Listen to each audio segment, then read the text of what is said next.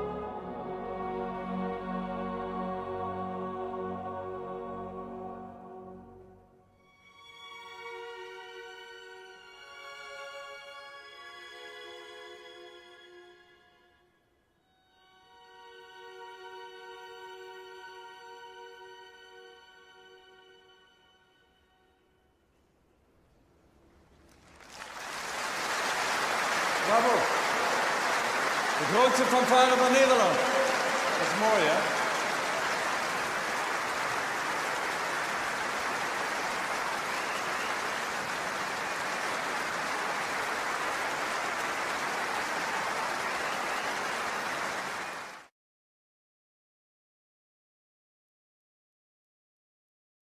En este mundo tan problemático, complejo que vivimos, y en este tiempo, este año particularmente terrible, con el tema de la pandemia en todos lados, la gente está trincherada, vivimos con cierto temor, no tanto los creyentes porque tenemos nuestra esperanza eterna, pero uno ve que la gente en el mundo sin Dios vive con incertidumbre, y bueno, en base a esto oramos y pedimos al Señor que nos haga capaces de aprovechar las oportunidades que nos da día a día en el lugar donde nos pone, ¿no? Bueno, ¿por qué estamos aquí? En su momento nuestra iglesia en Don Bosco empezó a orar por las misiones internacionales y las oportunidades de llevar la palabra a otros lugares, y recibimos visitas de misioneros locales y también internacionales en nuestra iglesia, en reuniones donde escuchábamos sus experiencias y orábamos por cada uno de ellos. Y también en algunos momentos nos comprometimos a ayudar a algunos proyectos económicamente y estuvimos ofrendando en la iglesia en determinada situación para apoyar a hermanos que querían salir al extranjero, ¿no? Entonces, la iglesia empezó a hacerse partícipe de este espíritu y Dios empezó a obrar en varios hermanos y en nosotros también. Así que oramos al Señor por oportunidades y Dios se encargó de proveer, porque finalmente llegó un momento donde Dios nos mostró que teníamos que salir, nos dio todos los elementos, los pasaportes europeos, nos dio trabajos que en principio nosotros nos consideramos incapaces de conseguir por nuestros medios, pero Dios nos concedió, así que ante la iglesia, tuvimos que decir, heme aquí, es para nosotros, así que tuvimos que subirnos al avión y salir. Y bueno, Dios se fue encargando de movernos en estos 14 años, prácticamente estamos fuera del país, y de mantenernos aquí y mantenernos con todo lo necesario, no solamente para Cristina y para mí, sino para nuestros hijos, que también podemos formar sus familias aquí y está viviendo en Europa, y Dios los está usando también a ellos, en diferentes ciudades todos, pero estamos contentos porque cada uno está dentro de su ciudad involucrado en la iglesia, y esta es la familia, por excelencia, la familia que incluso suple la necesidad de cuando la familia, digamos, de la carne no puede estar presente, está la iglesia, que es la familia de Dios, y llena esos vacíos, ¿no? Llena esos lugares. Así que dichosos aquellos que pueden reunirse. Hay iglesias que se están abriendo en este tiempo a partir de esta semana para hacer reuniones, in person, dicen acá, en persona, ¿no? Pero estuvo cerrado el mes pasado. Bueno, aquí este domingo empezaron a abrir algunos templos, no todos, pero se reúnen 6 personas, 10 personas, 15 personas, poquita gente, ¿no? La gran mayoría se queda en su casa, como están haciendo ustedes, porque hay temor a que una nueva ola aparezca, ¿no? Así que bueno, en medio de toda esta situación tratamos de ver cómo podemos captar las oportunidades para dar el mensaje. Tenemos nuestros trabajos, Cristina está en su trabajo y tiene sus amistades. Yo estoy en mi tarea, bueno, mi tarea es totalmente por internet, en este momento mi trabajo secular, ¿no? Totalmente por internet, así que tampoco me encuentro con mis compañeros de trabajo más que por medio de correos electrónicos o por medio de la web donde nos toca hacer esta tarea. Así que estamos muy limitados en cuanto al contacto. Pero por lo menos, bueno, tratar de hacer las cosas con responsabilidad y seguir dando siempre un buen ejemplo como cristianos en todo lo que decimos y hacemos, ¿no? Ese es nuestro interés en este tiempo. Cristina está en un trabajo donde, bueno, tiene la oportunidad de reunirse con personas y está con mujeres hablando. El otro día vino una compañía de trabajo aquí a casa a tomar el té con nosotros y nos contaba de su problema, ¿no, Cristina? ¿Qué decía esta chica? La experiencia de su vida, ¿qué dijo? Bueno, ella 4 matrimonios tuvo. Divorciada 4 veces. Así que... Y hoy está sin... Y un día me dice, me tienes que contar cuál es el secreto.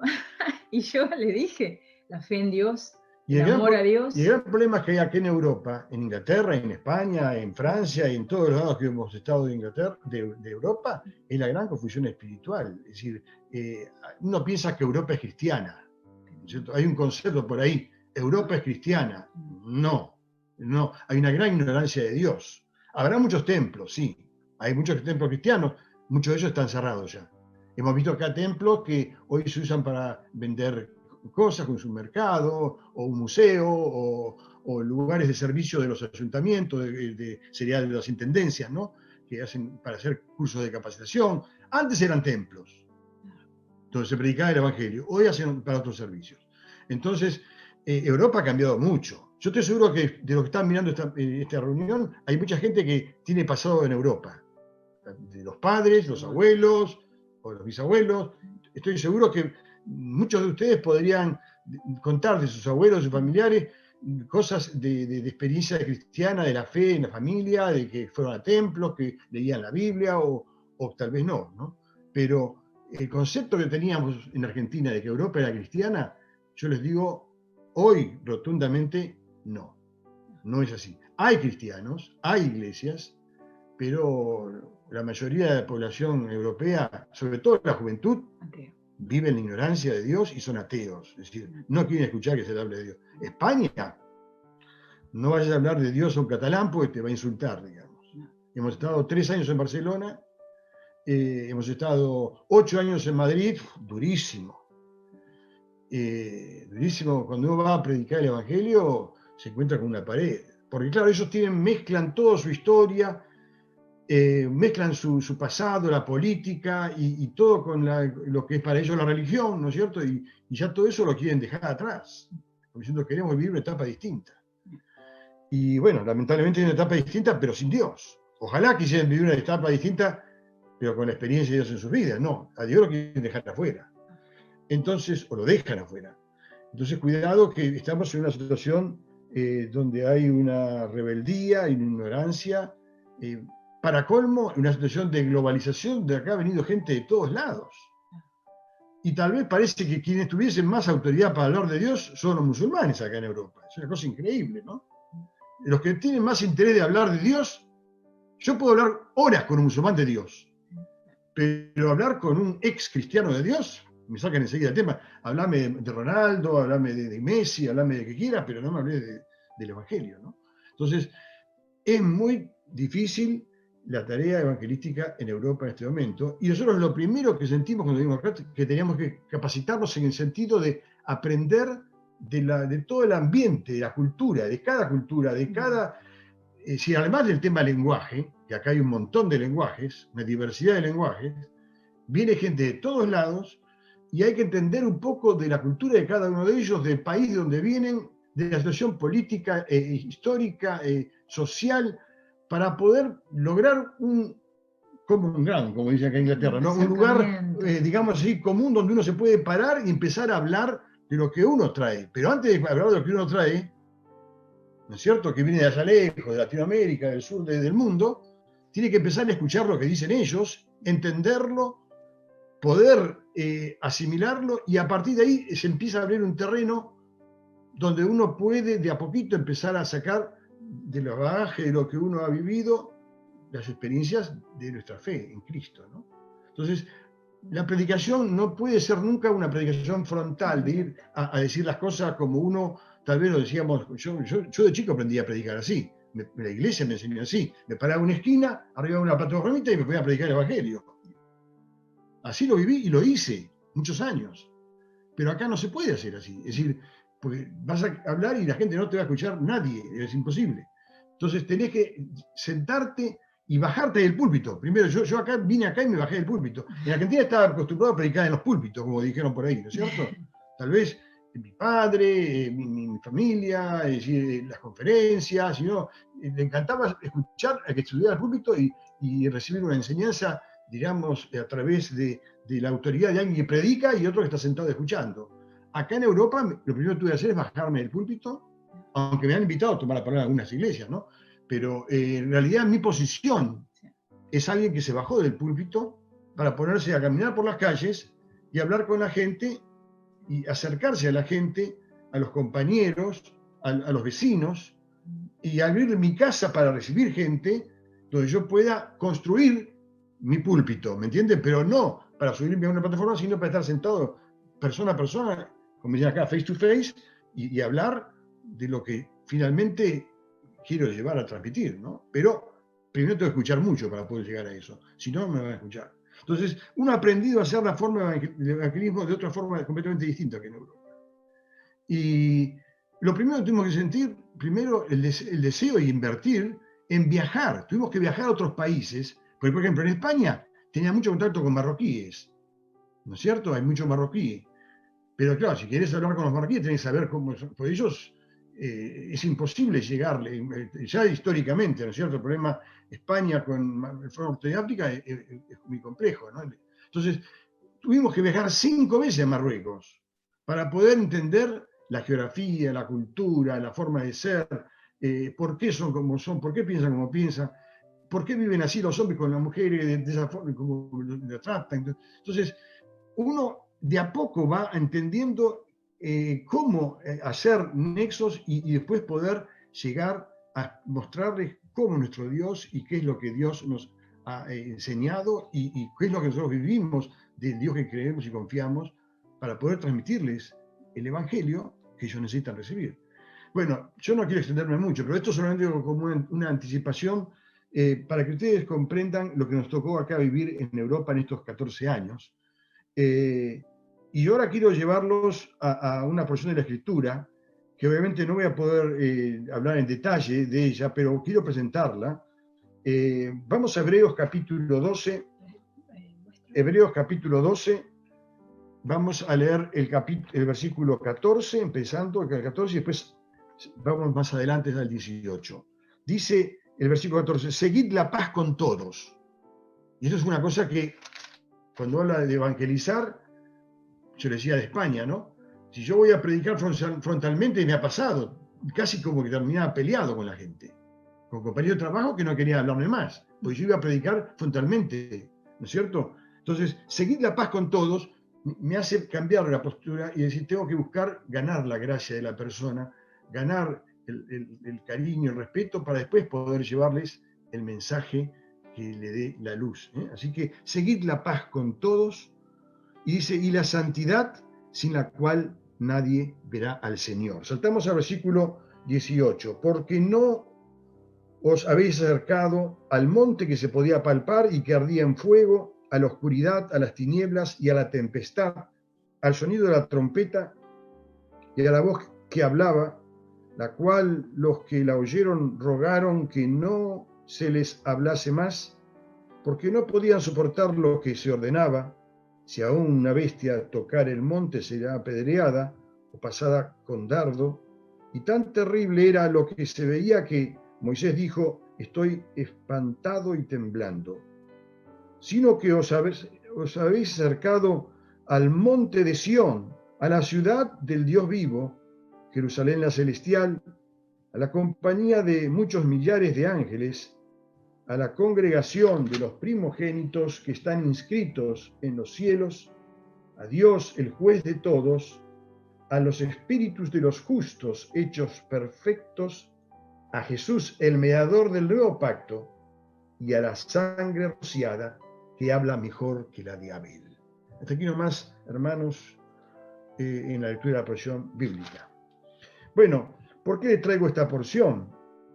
Porque aquí nos está hablando de dos puntos muy diferentes, dos lugares muy distintos que tienen que ver con la historia de una nación, Israel. La carta a los hebreos está dirigida principalmente a justamente a aquellos judíos que habían conocido a Cristo y estaban siguiendo los pasos de la fe cristiana, dejando atrás las reglas del judaísmo, ¿no? Y el Espíritu se encarga de mostrar las distintas figuras de la antigüedad y compararlas con las figuras del nuevo pacto, ¿no es cierto? Con la persona de Cristo y el ministerio de Cristo, mucho más excelente que con las anteriores figuras de la antigua ley. Así que cuando llega a este punto, el escritor a la carta a los hebreos compara la experiencia de Israel cuando llegó frente al monte Sinaí. Dios había llamado a Moisés para una misión. Lo había protegido de la niñez, de esa matanza que hubo. había recibido una formación la mejor de la época en el territorio egipcio, pero después, por las circunstancias que vivió, tuvo que huir y se lo llevó Dios a Madián, donde tuvo 40 años. A veces cuando hacemos la misión nos agarra un poco la impaciencia, Cristina. Queremos ver rápido, a ver las oportunidades y ya podemos hacer las cosas de un día para otro. Y no es así. Los tiempos de Dios son muy distintos. Dios nos tiene que formar. Dios nos tiene que enseñar muchas cosas. Moisés estuvo 40 años en Madián, cuidando ovejitas, haciendo la experiencia de un pastor que anda por lugares desérticos y va allí viviendo en comunión con Dios, aprendiendo día a día nuevas cosas para recibir la formación que Dios quiere para su instrumento que va a utilizar. Ahora Dios después lo lleva y le da la misión en una zarza, el mensaje, ¿no es cierto?, que ardía y no se consumía en Horeb, justamente ahí muy cerquita del monte Sinaí, en esa zona, lo tiene con esa visión y dice: yo soy el que soy. Había cosas que Moisés todavía no conocía y tenía que aprender para poder presentarse ante el faraón y ante su propio pueblo, que decía: ¿y este de dónde viene? ¿Quién es para llegar? Entonces, hasta incluso él se sentía incapaz, como nos sentimos nosotros incapaz hoy aquí. Es tan complejo y tan difícil predicar el Evangelio en Europa, ¿y cómo voy a hacerlo, Señor? Y Moisés dijo así: dame ayuda, porque yo solo no puedo. Nosotros a veces pensamos así, ¿no es cierto? Que Dios nos ayude, necesitamos su ayuda. Bueno, Dios se encarga de escoger sus instrumentos y de formarlos y de capacitarlos y darle todos los elementos para que puedan ser útiles, pues finalmente la tarea la hace Él, no nosotros. Entonces, Dios le da a su hermano, a Aarón, y van juntos y le hablan al rey. Y el rey le dijo: ¿y quién es Jehová para que yo le deje ir aquel que tenía la autoridad de ese imperio egipcio no conocía quién era Dios y obviamente no estaba dispuesto a escuchar al Dios de Moisés. Y Dios se hizo escuchar. Cuando los hombres se endurecen y cierran el corazón a su llamado, Dios se encarga de ablandarnos. Y viene una, y después viene otra, y después viene otra, hasta 10 aguantó. Pero cuando vino la 10ª, ahora sé quién es. Vayan a hacer lo que Él dice. Y Dios sacó a su pueblo a través del Mar Rojo y se lo llevó al desierto para que el pueblo le sirva en libertad. 400 años de esclavitud espiritual y también subyugados trabajando duramente, hasta que Dios dijo: basta, este es mi pueblo y va a venir donde yo quiero tenerlo. Y los llevó al desierto y los puso frente a un monte. Y Dios se encargó de que ese pueblo que no estaba en santidad, porque había muchas cosas en Israel que todavía había que arreglar a la vista de Dios, ante el juicio de Dios, no estaban como Dios quería. Entonces dice: encárgate de decirle al pueblo que no pasen de este límite. Moisés había subido, tuvo que bajar y decirle: miren, no se pasen de acá, pues si se pasan de esta raya vamos a tener problemas. Y Moisés subió a hablar a solas con Dios. Y dice que ese lugar era un lugar donde se manifestó la tormenta y la oscuridad, y había un humo que ardía, un fuego, ¿no es cierto? Una imagen terrible del Sinaí, ¿no? Porque se manifestó la presencia de Dios. Hoy acá son las 2 de la tarde y te digo que está muy oscuro en Londres. Hay una neblina desde la mañana. Yo no sé cómo habrá sido el Sinaí, pero aquí a las 2 de la tarde no vemos nada. Muy poca luz, tengo la luz prendida y tal vez en el Sinaí habrá habido una oscuridad más densa que hoy acá en Londres. Pero dice que oyó también un sonido de trompeta y una voz tremenda que atemorizó a todos que hablaba. Era la voz de Dios, ¿no es cierto? El hombre estaba alejado en pecado, el pueblo de Dios no estaba en los caminos de la santidad que Dios requería. Y obviamente toda esa situación les traía temor, incertidumbre, porque eran presos de la ignorancia, no conocían a Dios todavía en muchos aspectos y tenían muchísimo por recorrer y por avanzar en este camino al cual Dios los había llamado. Entonces, Dios se encargó de darle la ley a Moisés. Dice que el dedo de Dios escribió esas tablas, y todos sabemos la historia, ¿no es cierto?, que Israel se entregó a la idolatría y se puso a adorar a un becerro que construyó ante la demora de Moisés de bajar. Y bueno, toda la experiencia de ellos alrededor del Sinaí fue realmente en ese tiempo terrible, ¿no? Porque murieron muchísimas personas como fruto del juicio de Dios por la idolatría, que estaba en contra de las primeras leyes que Dios había puesto, ¿no es cierto? No harás imágenes, no adorarás a otro Dios. Yo soy el único, el Dios, como lo decía el Decálogo. Y bueno, ellos ya estaban haciéndose sus propios dioses, y a Aarón participando de ese proyecto, aquel que Moisés había pedido por ayuda, ¿no? Así que fíjense ustedes lo que significa estar en la ignorancia de Dios, lejos del conocimiento de Dios. Así vemos nosotros Europa hoy, una Europa en ignorancia que desconoce a Dios y sus propósitos para el hombre, y que escoge vivir sola, lejos, en esclavitud, como si fuese un Egipto, espiritualmente hablando. Y bueno, nosotros estamos aquí tratando de poder llevar a las personas al conocimiento de que nuestro Dios es un Dios bueno y que tiene un plan maravilloso para los creyentes. Y tratar de moverlos del Sinaí y llevarlos para la otra idea, ¿no es cierto? La idea del monte Sión, que es lo que está en el versículo 22 que leímos hoy, donde Dios llama a la iglesia, a los creyentes, a vivir en una dimensión de vida diferente. Y yo había presentado, tenía ahí Cristina me va a ayudar con uno, a ver si ustedes pueden ver, pero cuando la Biblia habla del monte Sión, no está haciendo referencia a un lugar físico en realidad. Sí. Ese es el monte Sinaí, que ustedes pueden ver en este momento, ¿no? Así que aquí tienen esta flecha roja, la ubicación del monte Sinaí. Pero si uno sigue el recorrido que hizo Israel a través del desierto, llega hasta este lugar, Israel, y se encuentra con Jerusalén. Bueno,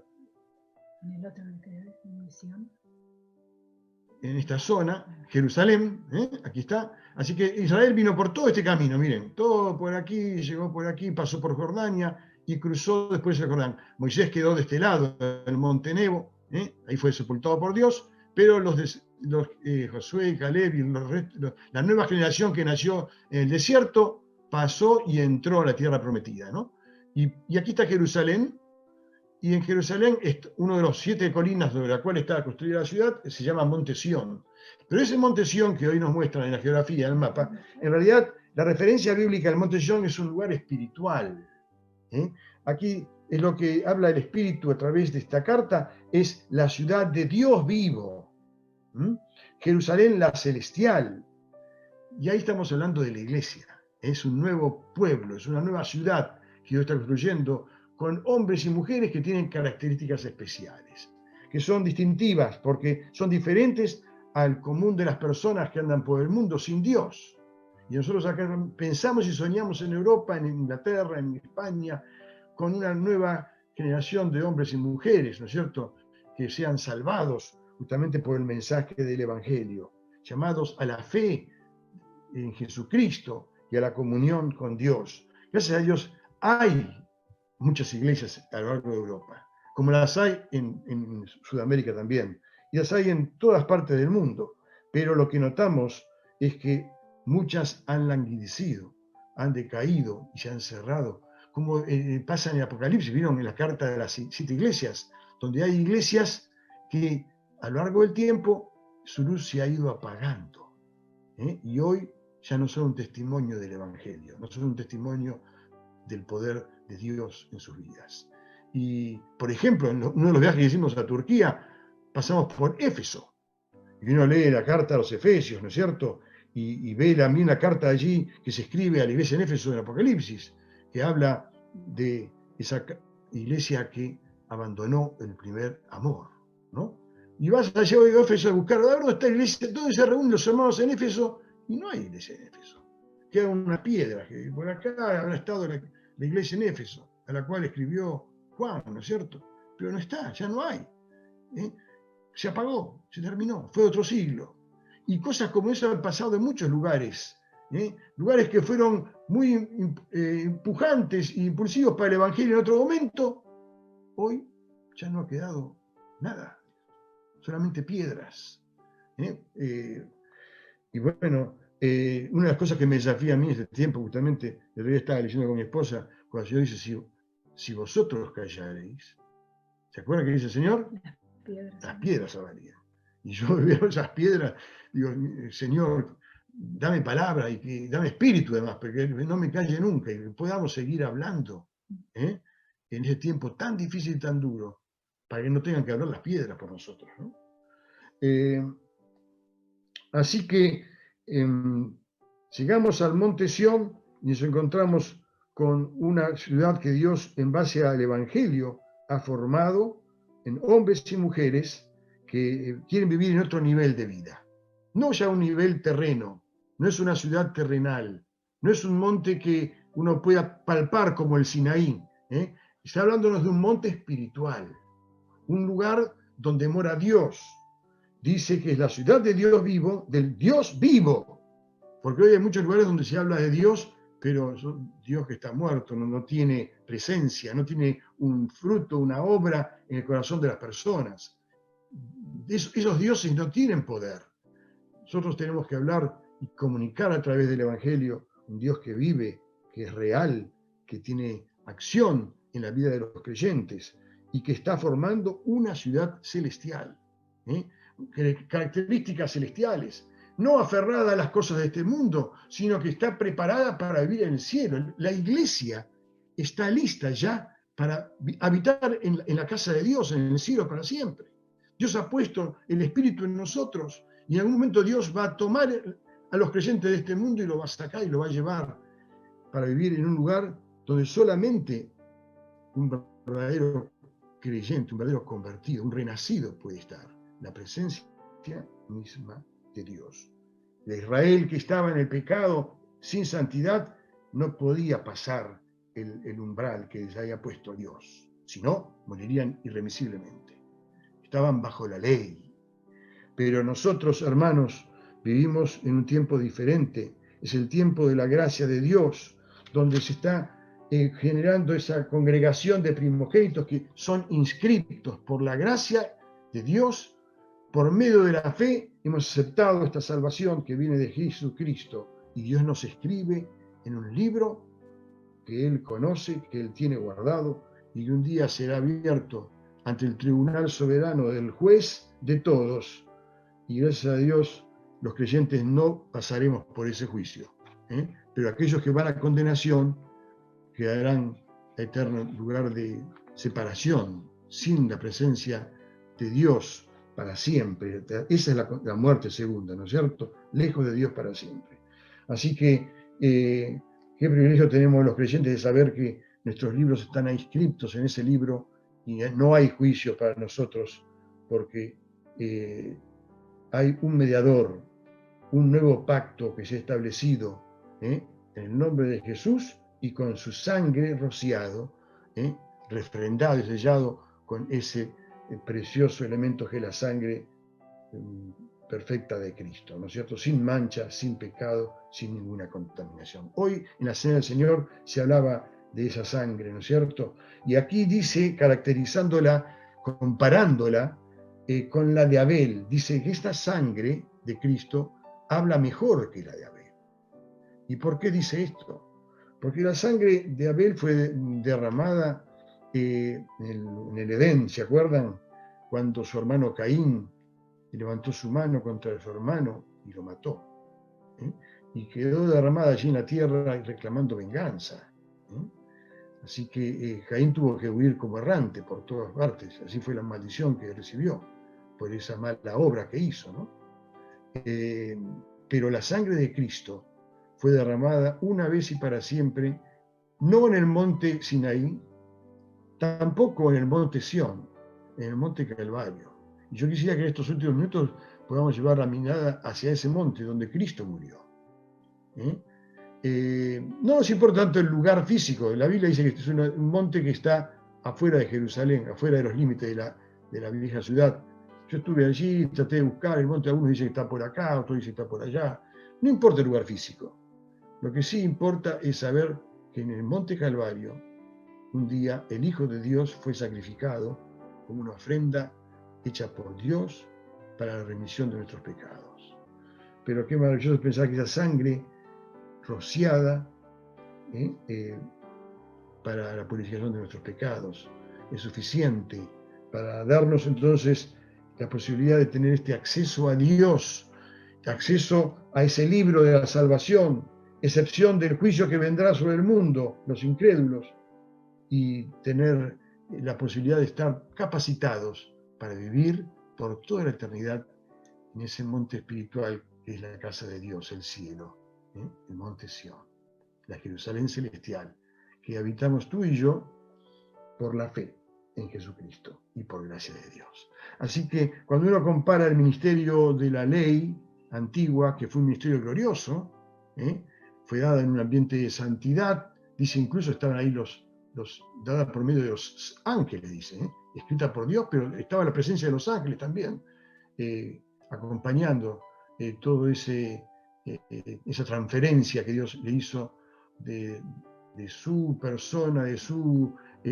atributos, de sus mandamientos a Moisés, que fue bajó ya conociendo de una forma mayor a Dios de ese monte y compartiéndolo después a lo largo de toda la experiencia en el desierto al pueblo de Israel, a la nueva generación que nació, para que Israel creciera.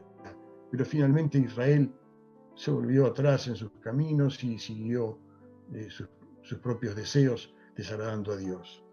Pero gracias a Dios que a partir del Calvario tenemos la experiencia de un nuevo pueblo, de una nueva nación que ha sido salvada, limpiada por su sangre y justificada, y hoy podemos vivir anhelando agradar a Dios, con la vista puesta en ese destino, en ese futuro que Dios nos ha preparado, y es cierto y nos aguarda, y tal vez muy pronto podemos disfrutar con Cristo, con todos aquellos seres amados que conocemos, familiares nuestros tal vez que partieron y ya nos precedieron, y anhelamos realmente el cumplimiento de estas promesas. Y hasta que llegue ese tiempo, que el Señor nos acompañe y nos bendiga para poder vivir en esa santidad sin la cual ninguno verá al Señor.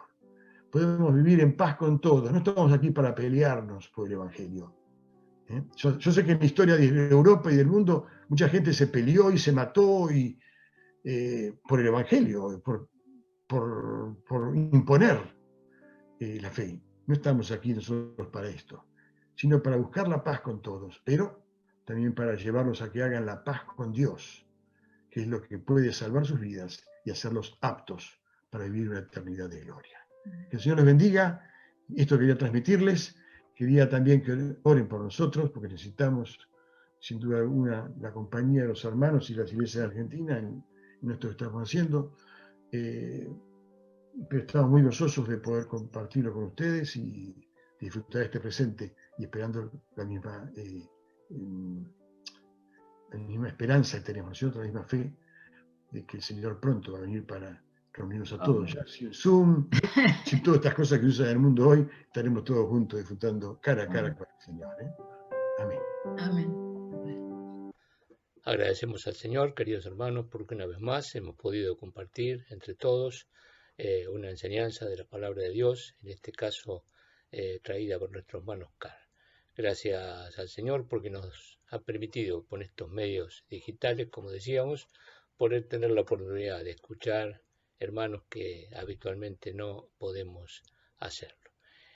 Los anuncios para esta semana: el día domingo tenemos la reunión de la Cena del Señor a las 11 de la mañana y luego el encuentro familiar con la apertura también de la palabra de Dios. Agradecemos una vez más a Oscar y le deseamos que el Señor le bendiga en su ministerio allí en Londres. Oramos, nos despedimos y nos encontramos una vez más el día domingo por este medio a las 11 de la mañana. Padre nuestro que estás en el cielo, te damos las gracias porque en este día pudimos, Señor, compartir tu palabra un miércoles más para aprender algo más de ella. Gracias te damos, Señor, porque en todo este año hemos podido tener diferentes temas que han podido ser de utilidad para nuestra vida espiritual. Señor, en tus manos ponemos a Oscar y su familia, que tú les bendigas, estés con ellos, les sustentes, le contengas, le prosperes en lo espiritual y en lo material, Señor, para que puedan cumplir el plan que tú tienes para ellos. A ellos están allá porque tú has permitido que así sea, por alguna razón, algún plan, Señor, el plan espiritual que tú tienes preparado. En tus manos los dejamos a ellos y a su familia, a sus hijos, para que les prospere, Señor, en la obra del Señor. Quédate con nosotros, acompáñanos a cada familia. Nos quedamos en tus manos, en el nombre del Señor Jesús. Amén.